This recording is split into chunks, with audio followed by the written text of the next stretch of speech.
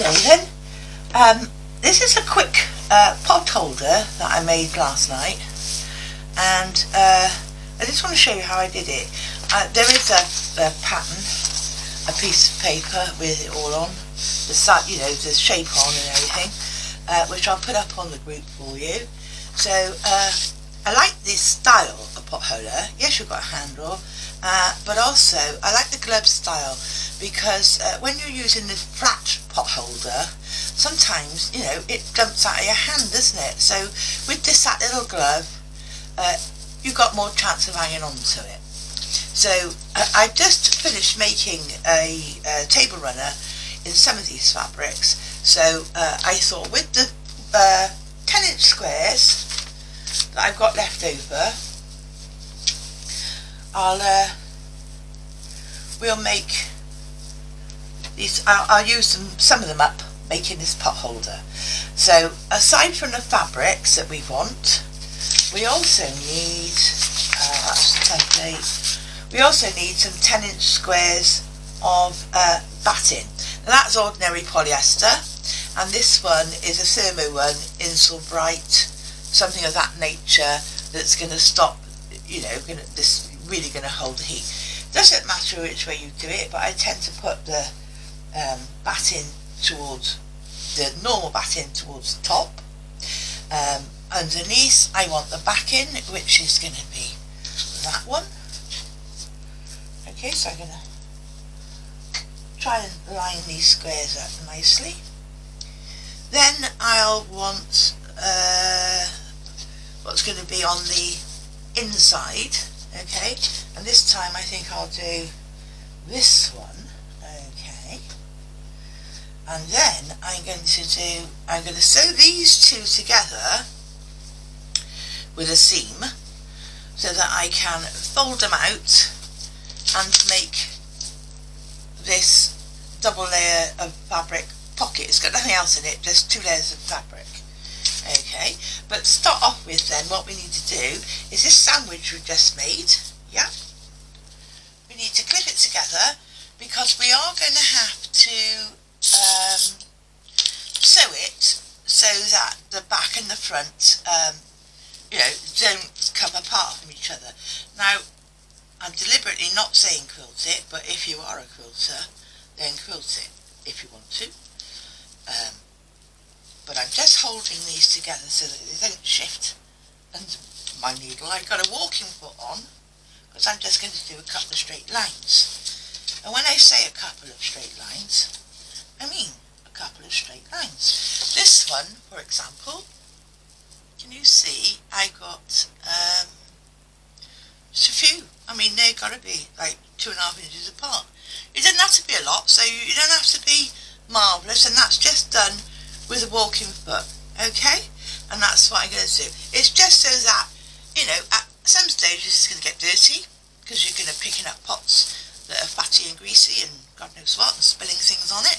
So when you pop them in the wash, it means that all of this stays nicely together where you left it.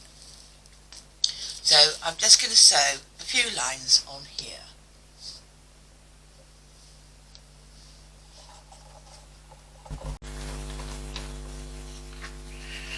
Very nice again. Oops. So I've got a reddish thread on. Resume last pattern. Okay, what was it? Yep, just straight line. I could turn it up to a 3, I think. So a 3, and what did I do last time? Diagonals, didn't I? Yeah, so let's do a diagonal. So this is literally shove it under there, foot down, needle down, let's start.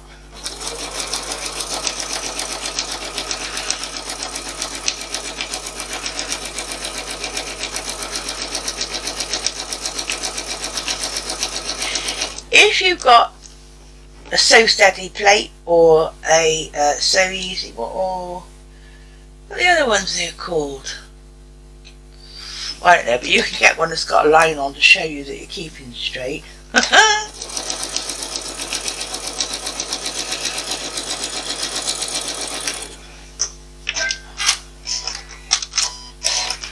I just go for it. Okay, and my lines are pretty good. And so then I'll just pick it up, and then all I've got to do is keep this line straight, yeah, as I go.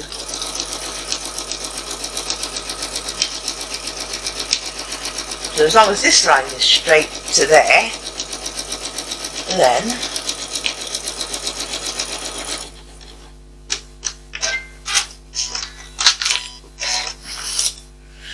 and I'll just, yeah, I'll do one more. As you can see, I'm not even measuring them, I'm just saying, well, let's just do it.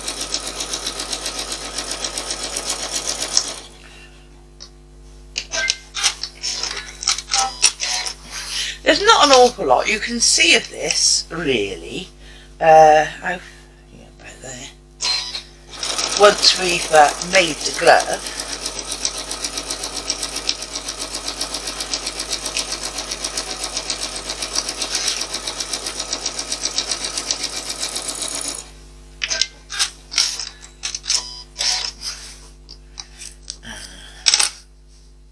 one more it is. Oh, you're a bit far down, never mind.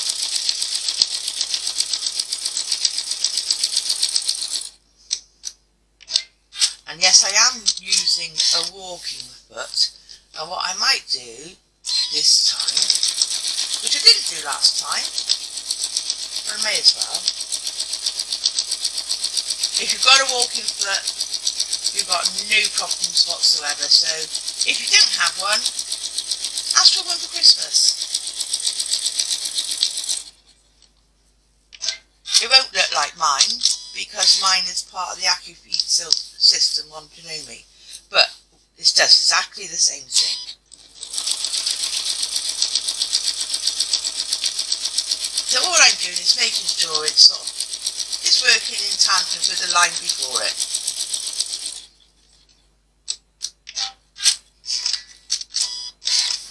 Yeah. Okay, I need that one. I'll put one in here. Where will that be then? Back there.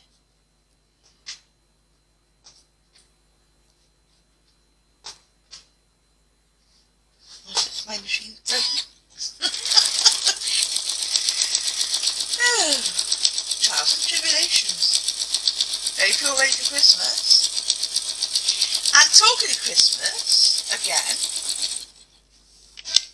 if you've got some,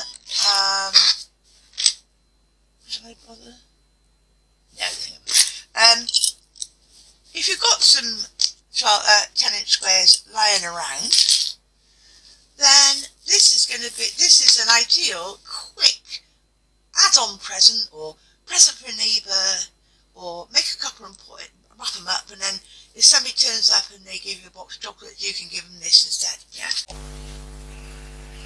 So, having done a bit of stitching on it, next thing we want to do is to, that's the back then, so the next thing we want to do is to place our piece that we've cut out, put a couple of pins in it,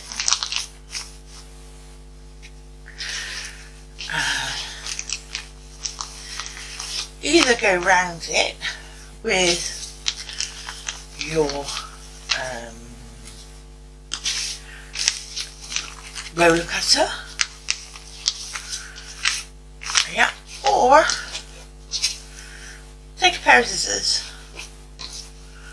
or draw it on. Actually, you could draw round it and then do it, or take your nice, because it's quite thick now. Take your nice dressmaking scissors, or sharp material scissors anyway, and literally just cut around the shape.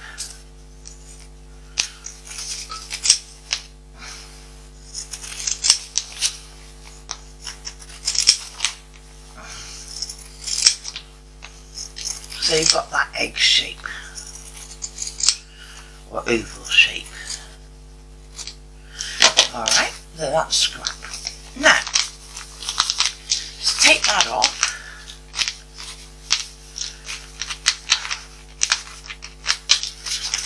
And so that's our main body of the glove. And then I want to take these two pieces and I want to right sides together, just do a quick hem across the top. So I've just sewn those two together and just ironed them, and I've ironed them so that the lining is slightly under the lip, so you won't see the the white showing through. Let me put my pins back in, my girl.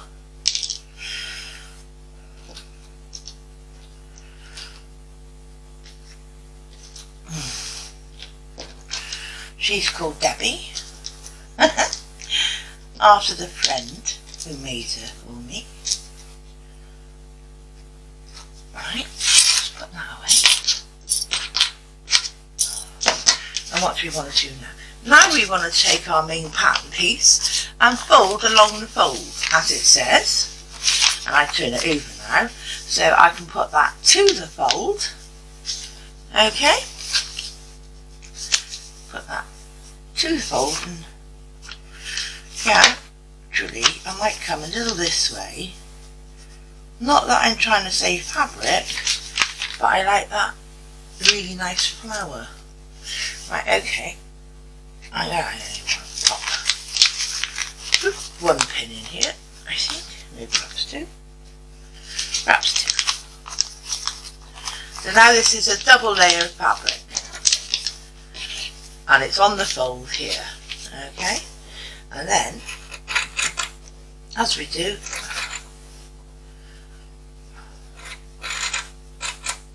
you know what? When it's thinner fabric, I'm better off with my cutter. I really am.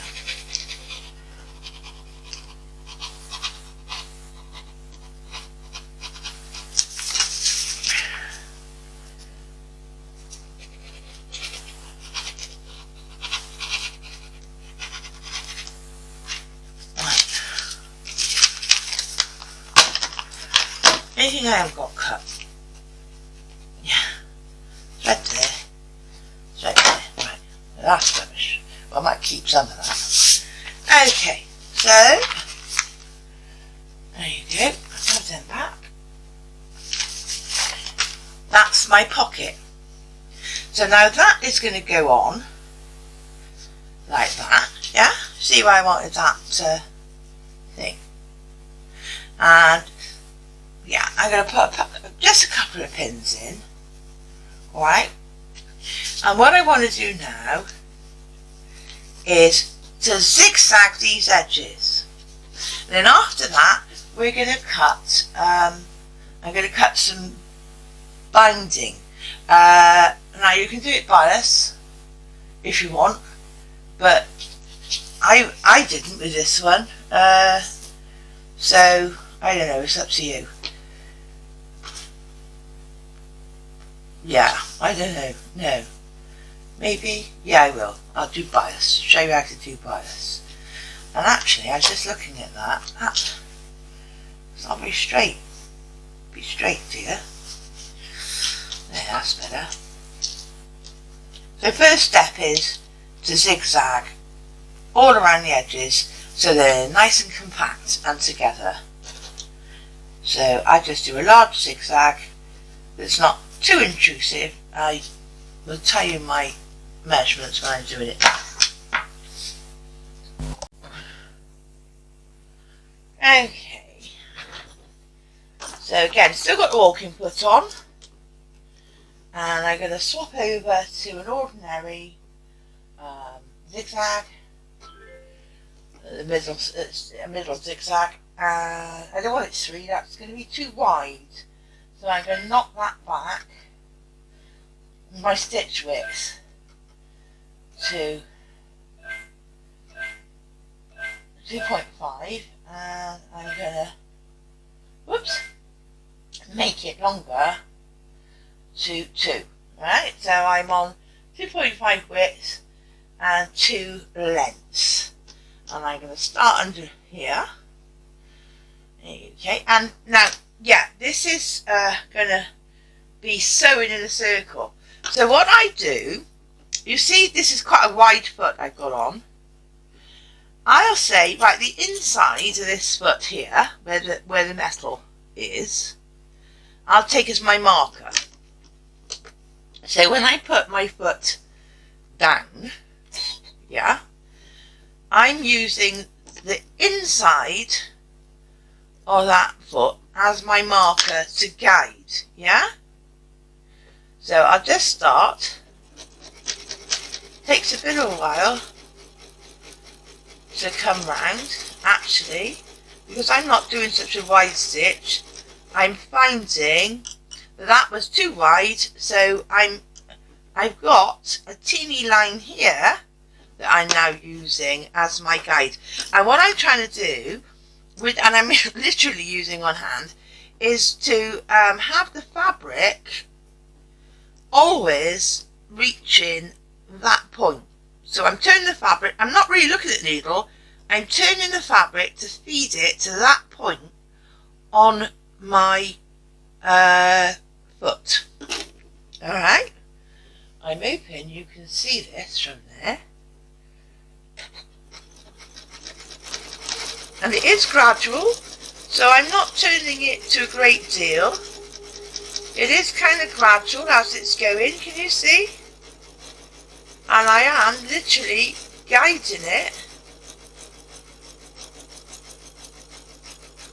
Ooh, I went a bit off then. That bottom curve was a bit more. Doesn't matter. It's going to get covered.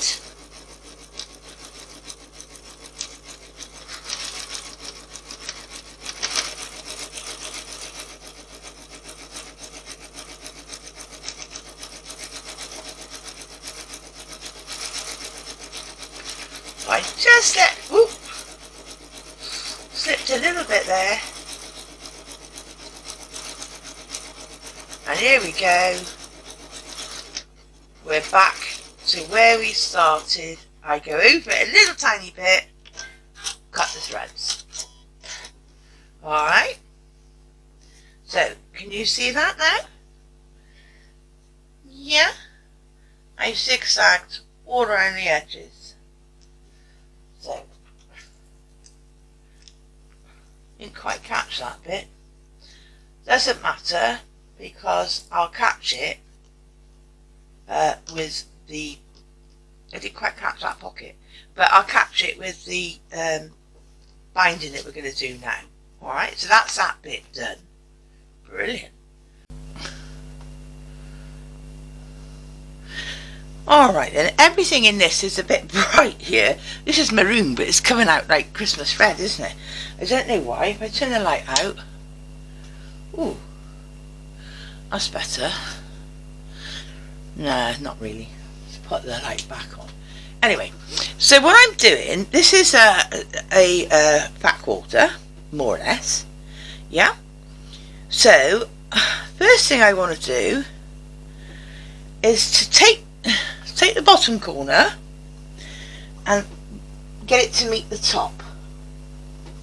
So now I've made a triangle. It should be a bit longer. I don't know why, mine seems to be square. Let me get a proper fat quarter, just a moment. Because mine's working brilliantly, but yours may not. Right, let's get, this is definitely a fat quarter, which I may or may not have taken some out of.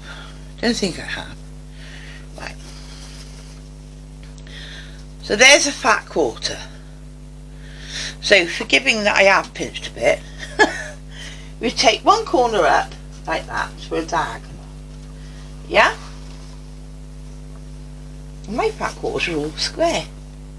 And then if you had more fabric here, you would bring it down to make the next triangle.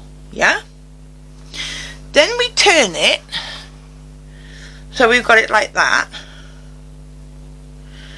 and we'll bring this one over to meet that one. Yep.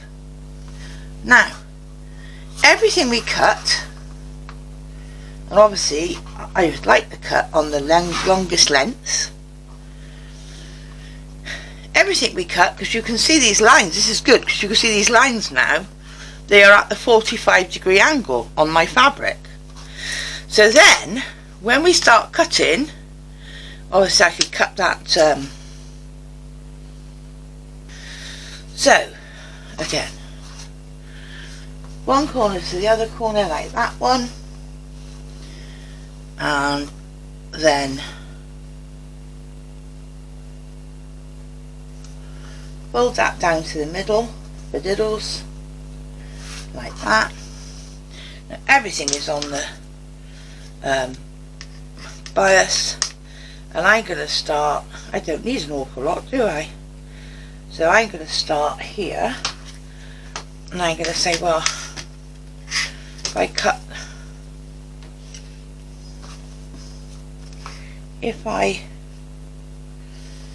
I'm lining up with the bottom, so if I cut one at 2.5, and I'll keep that square for something else, and then put my ruler on the edge of it, or you might be using a wider ruler, but now you put your edge, you know, your 2.5 mark on there, and go up. So now I've got that piece, and then go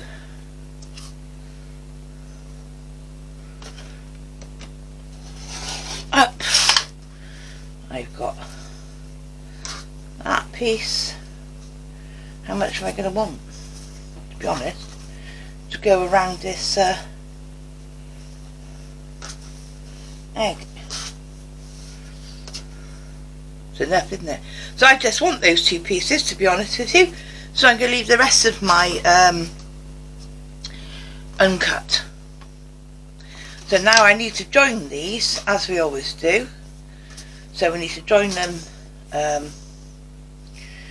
I will just do them as a square like this, wrong sides together, do them as a square like that, yep, and sew across, cut that lot off, fold this back, and I'll have one long piece. Okay, so what have I done with this bias binding? Okay, so join it together the way I showed you, cross it over, sew the stitch across the diagonal and cut off anything else, trim it back to 1/4 inch and press the seams open. Okay, then I folded the whole thing in half and pressed it, and this end I have just tucked under an amount, because we're going to do a tuck under seam on this, because it's not enough to do a proper seamless one on here. So where am I going to start? Oh, I'll tell you what we haven't done. We haven't made the little strap. One moment. So sorry, yeah, so 2 inch by, oh, that's 6 inch. 2 inch by 6 inch. And then we'll fold it in half. Okay, just to give ourselves a crease. And then we'll bring each side into the middle, and I'll press it over. Alright, there it is, into the middle, and then in half. Okay, so don't worry about the ends, because they're going to get, that one is particularly wonky. So let me just snip that straight. They won't see the ends. So I am just with my machine now, and I am on straight stitch, aren't I? Thought for a moment, oh, it's going to get chewed by the machine. No. Going to just do an 1/8 of an inch.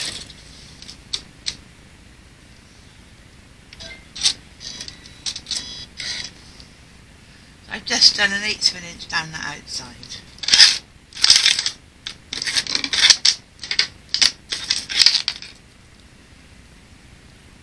Cut off that as it get on my nose.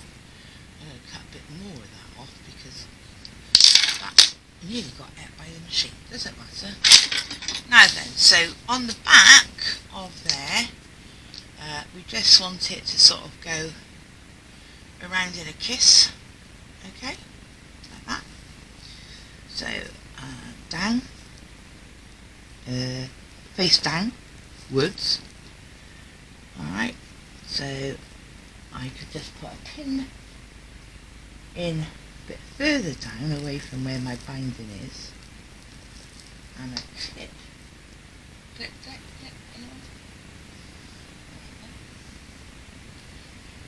another pin just to hold it up there so I know where it is.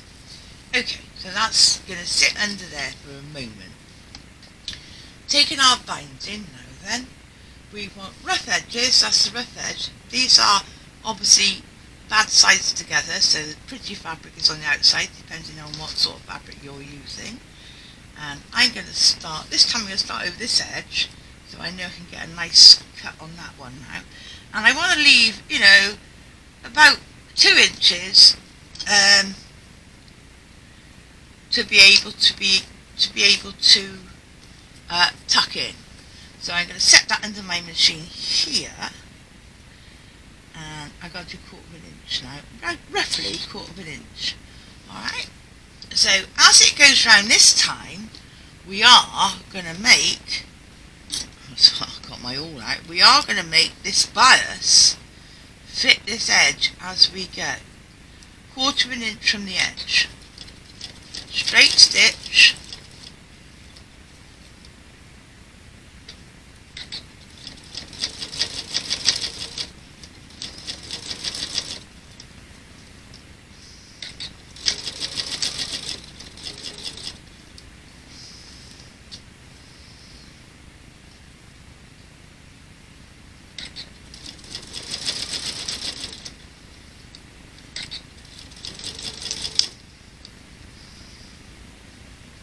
I'm allowing the bias to have its own way, right?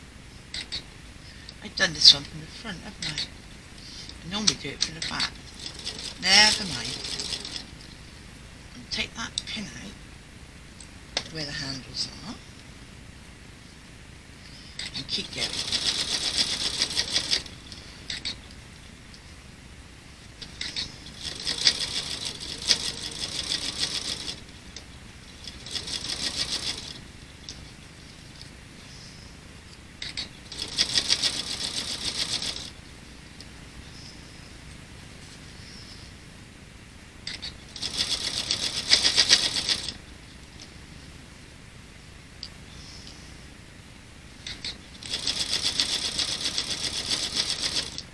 Keeping that 1/4 inch, and I'm holding that bias where I want it.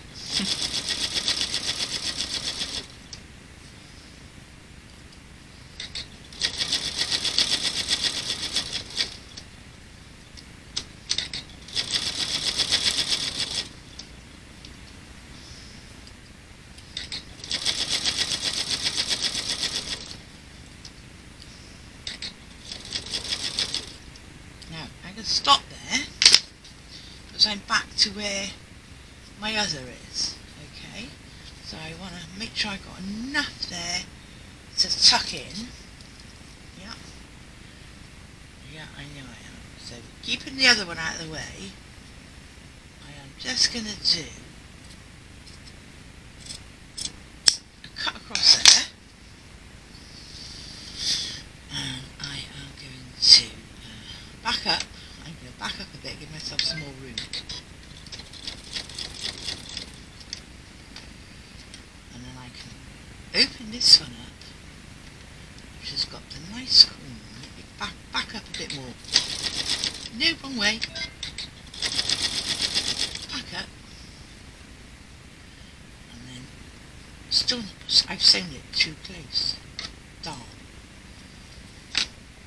See? Accidents happen all the time, don't they? So I got rid of a bit of that out. Silly me. I went too far forward.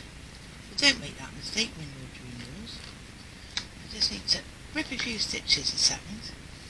Right, so I can get it nicely tucked into this one as we go. Okay.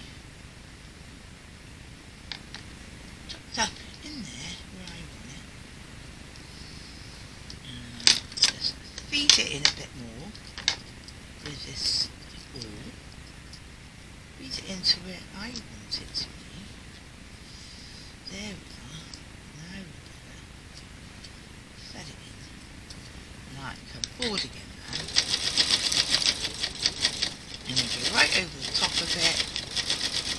And I'm right back to where I started. A few more stitches and I cut it off.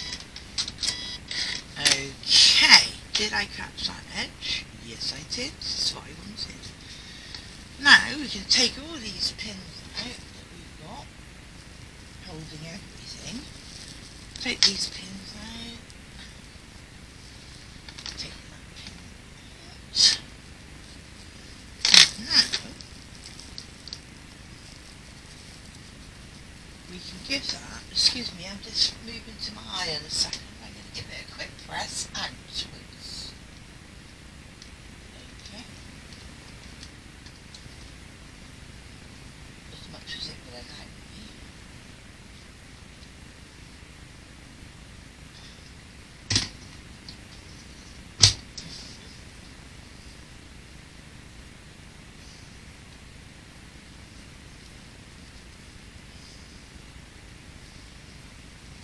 So I can start bringing it around the outside,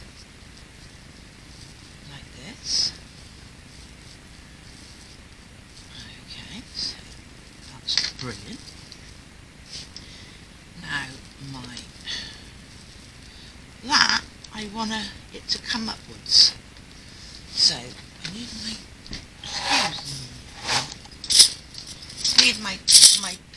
pins now, because I need it to come and cover that line. Now if it's not covering that line, as it's not there for me, because I didn't do that very well, I am just going to cut away a little bit of the seam in there. Alright.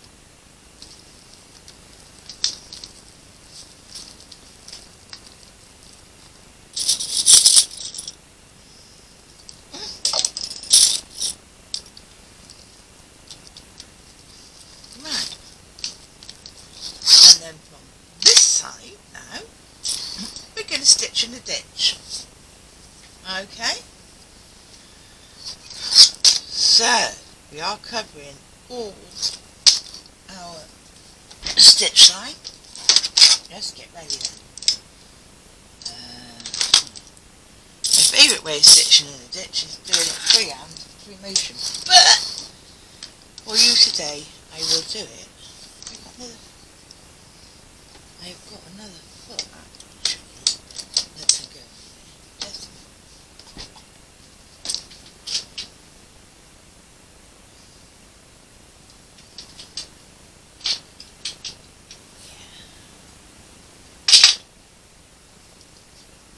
This is a proper stitch in a ditch foot.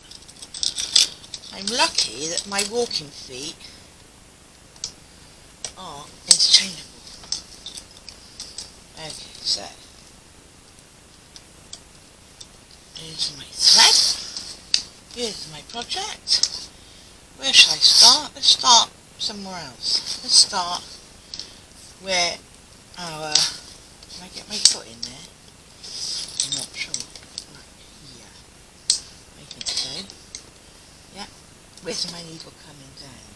There. It is coming down directly on that line. That's brilliant. Okay.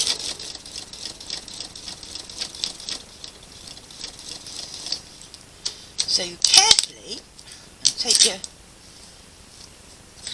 clips out as we go.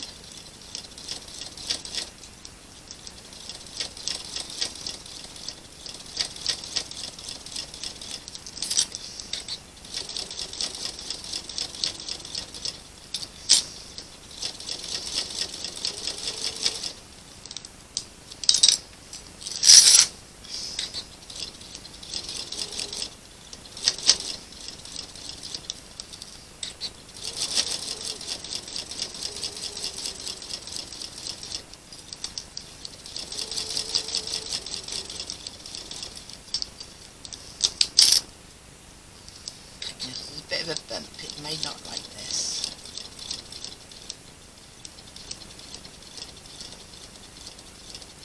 I'll go slowly.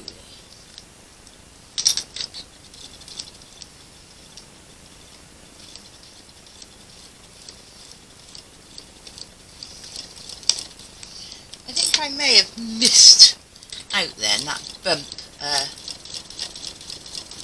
did sort of get me off beaten track. But, and I'll say that, yeah.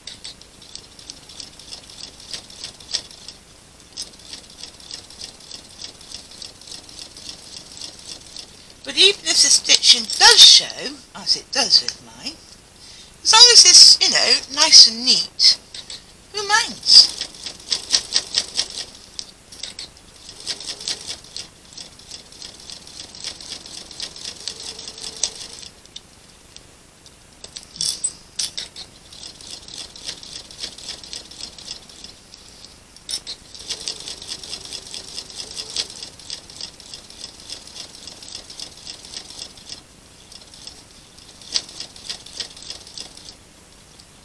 Coming back up now, joining up with my stitch. I overlocked it, so I just cut it off. Right, so there is my starting thread. Get rid of that. So there we are at the end of the day. I've got two mats, two pot holders now. Nice and easy to use. My hand's not going to fall out of them. Yep. All ready. Nice little gifts. Or certainly very useful. They're going to be very useful to me in the kitchen. And that's why I made the dark colours on the back. Because obviously that's a bit that's going to get dirty, isn't it? Plus I got a maroon kitchen doors. So, yeah. Quite happy with those. Nice little gifts. Quick little thing to do. Any odd 10-inch squares, or cut 10-inch squares of some fabric you've got left over, or whatever. Yeah? Brilliant. Thank you for watching. If you like this sort of thing, it's just a quickie, come and join us in Cradty So-and-So's in the Facebook group. That's where you're going to find this pattern. It's going to be up under pot holder PDF in the files on the group. So come and join our group, get the PDF, and look at what else we're doing.